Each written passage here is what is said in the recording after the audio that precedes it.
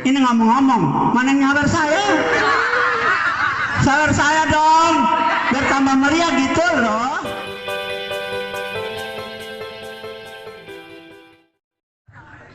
Assalamualaikum warahmatullahi wabarakatuh.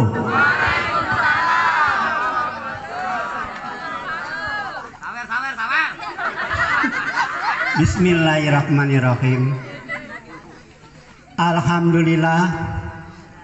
Alhamdulillahirabbil alamin. Alaji hudiya illa Abdul Wahid Bintara. Wa minal jahli ilal ilmi, wa minal julmi ila nuri, wa minad dolalati ila siroti. Wassalatu wassalamu ala kekasih saya, buah hati saya, pemberi syafaat saya, insya Allah Sayyidul Umam khairi khalqillah Muhammad ibn Abdillah wa ala alihi wa sahbihi ajma'in wa ba'da. Ai wal masyhuru amma ba'du. Kirain ai gitu. Hadirin wal hadirat. Wahtiraman hasanah Sayyidinal kiram, guru saya yang dengan sabar telah mendidik saya, dengan lembut menuntun saya, dengan melarang saya dengan keras agar saya tidak kembali ke jalan yang sesat. Semoga Allah Subhanahu wa Ta'ala mengumpulkan kita semua dalam surganya Allah. Amin ya Rabbal alamin. Yang saya cintai, istri saya yang telah mendukung saya dengan keras agar saya dari kebodohan dapat terbebas, walau terkadang manyun tanpa alasan yang jelas. Ternyata besok masak kagak ada beras. Apa mau dikata, itu sudah nasib saya yang selalu naas.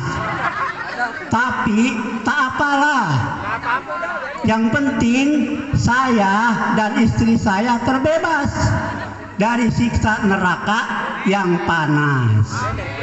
Aduh Gusti Adi sanes ahli surga, namun hanteu kiat nahan panas neraka.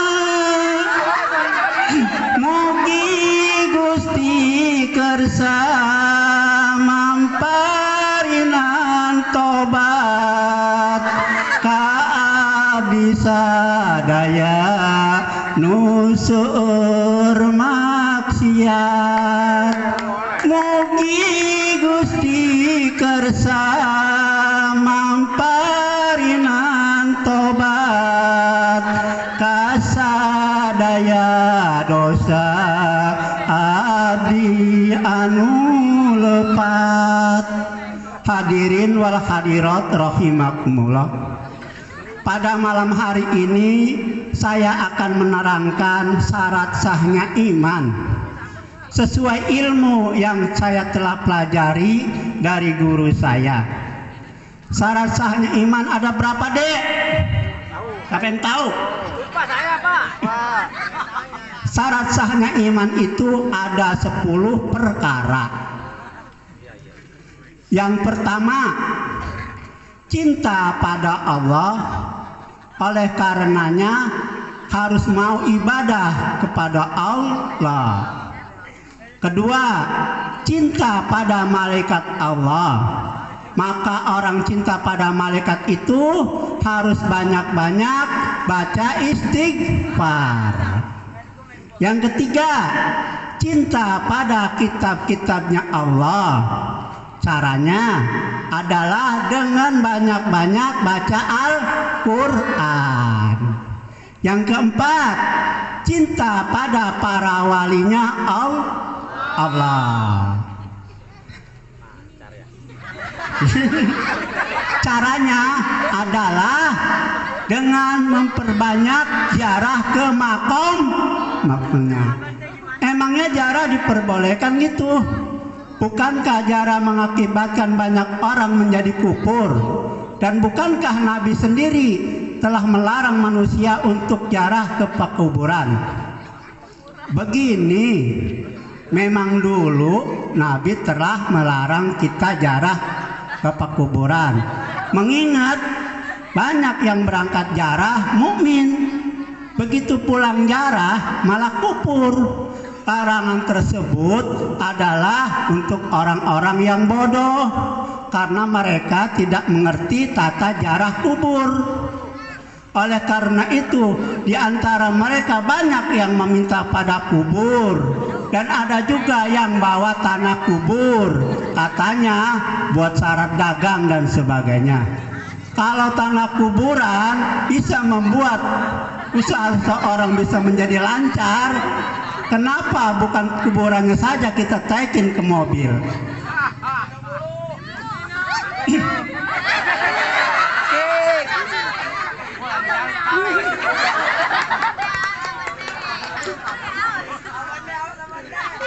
Tapi tujuan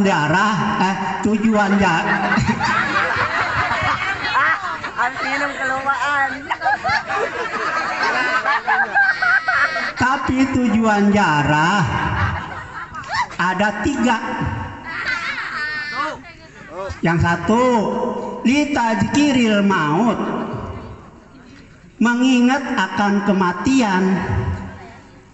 Pangkat wali saja bisa mati, apalagi orang-orang macam kita yang bukan santri-santri acan.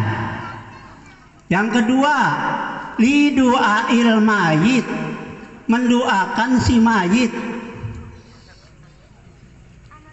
Pangkat kiai, ulama dan wali saja masih perlu membutuhkan doanya orang lain, apalagi kita. Yang ketiga, takjiman wa takriman, mengagungkan dan memuliakan pangkat mereka, karena mereka orang-orang yang dimuliakan oleh Allah. Dan setiap orang yang sudah diagungkan oleh Allah, maka kita pun wajib memuliakan mereka.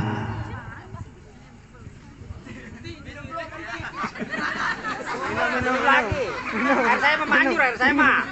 Oleh karena itu, hadis yang pertama dimansuh, artinya hadis Rasul yang melarang ziarah kubur dihapus hukumnya oleh hadis yang kedua. Dalam hadis yang kedua, fajjuruha, pergilah kalian untuk berziarah ke makam wali. Paham? Paham. Yang kelima, cinta pada para rasul.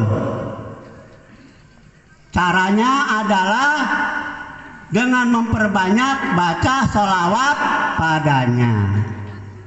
Yang keenam, takut pada musuh-musuhnya Allah, seperti setan. Termasuk musuh Allah, orang-orang yang tidak mau menyembah pada Allah. Sekalinya ibadah, tapi tidak disertai dengan ilmunya. Udah sholatnya amburadul. Lah, atuh sapira sholat mah anak umur 7 tahun juga bisa, asal nungging, sujud, sedekap, menghadap ngulon, itu sudah termasuk sholat. Memang benar, di dalam sholat ada ruku, ada sujud. Kalau kata tukang mantek mah, kulun walaisa kulun, tidak semua yang nungging itu sholat. Banyak yang nungging bukan sholat. Sapi, kebo, kambing setiap hari nungging, tapi tidak disebut sholat. Tuh ibu-ibu setiap malam dia nungging. Ibu suka nungging kan kalau malam? Tapi itu ibu-ibu yang nungging tidak disebut sholat. Tukang itu tahuan menungging. Tahuan sama ibu-ibu pada nungging dia.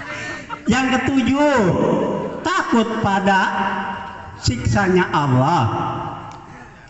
Yang kedelapan, harus selalu mengharap rahmatnya Allah. Yang kesembilan, mengagungkan semua perintah Allah.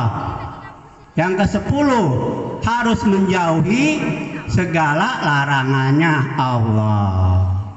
Kalau orang ngaku cinta pada Allah tapi tidak patuh pada perintahnya, ngaku cinta pada Nabi tapi tidak mau baca sholawat, ngaku cinta pada wali tapi tidak mau ziarah ke makomnya, cintanya pada Allah, cintanya pada Rasul, cintanya pada wali dan malaikatnya hanyalah bohong belaka.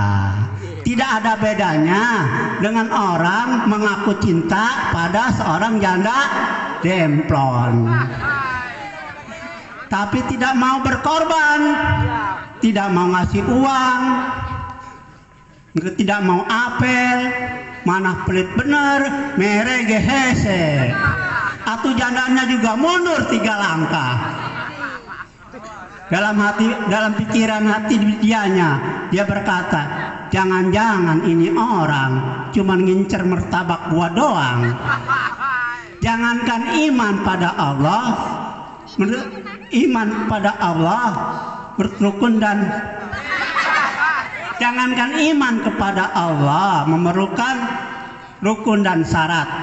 Cinta pada janda pun ada syaratnya. Apa itu? Syaratnya yang pertama, minum. Air. syaratnya. Ini mah pengen tahu nih syaratnya. Ya, pengen. Yang pertama syaratnya kudu barang bere. Oh, barang bere. Iya. Yang kedua cintanya kudu tulus, bukan karena pantatnya yang gede, betul? Yang ketiga kudu cinta sama anak-anaknya, walau anaknya sudah pada gede, betul? Yang keempat kudu punya rumah yang gede, betul? Pengen sama jahe, tahu jahe? Apa jahe? Pengen sama janda herang tapi rumah ngontrak, mana kecil bener, anak yang 8, mau tidur di mana? Di kandang monyet.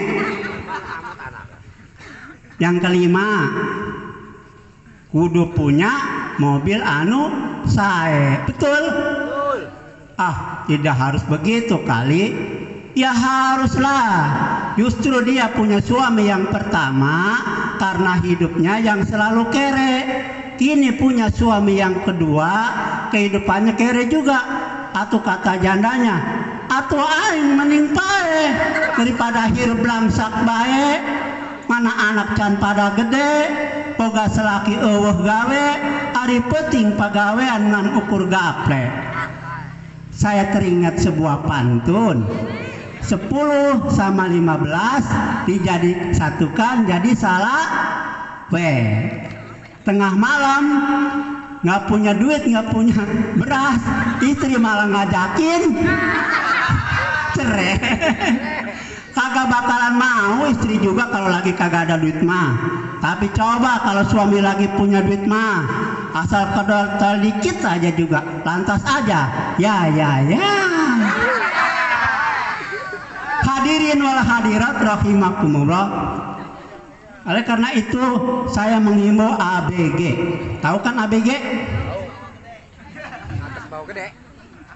Kalau pantaran anak-anak mah ABG itu anak baru gede. Kalau pantaran kita, Kalau pantaran saya mah ABK. Tahu ABK? lu tahu apa itu ABK? ABK Anak buah kapal. aki-aki bawa kuburan. Betul. Kalau orang-orang udah bawa kuburan, mestinya harusnya lebih sadar dibanding daripada anak muda. Tidak ada batasan umur dalam belajar, termasuk saya. Sampai saat ini saya masih belajar Iqra dan saya tidak merasa malu sedikit pun. Buktinya saya ikut ikhtifalan bareng sama anak-anak. Di pengajian mana coba ada aki-aki ikut ikhtifalan?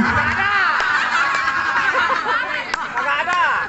Dan saya sadari semua ini karena ini semua akibat kesalahan saya sendiri yang telah menyia-nyiakan masa muda. Dan kata keterangan juga, sebaik-baiknya manusia adalah manusia yang merasa bodoh. Kemudian mau belajar daripada orang bodoh merasa pinter cuma menang di sorban doang. Sorban berpanjang-panjang, kumis bertebal-tebal, jenggot bertebal-tebal. Giliran ditanya masa rasanya iman, gigi copot, kumis rontok, jenggot melontok. Sekian uraian dari saya, semoga ada manfaatnya untuk kita semua. Munjur makola wala tanjur mangkola. Boleh. Lihatlah Lihatlah. isi dalam cerita saya. Iya, benar. Jangan melihat siapa yang ceramahnya.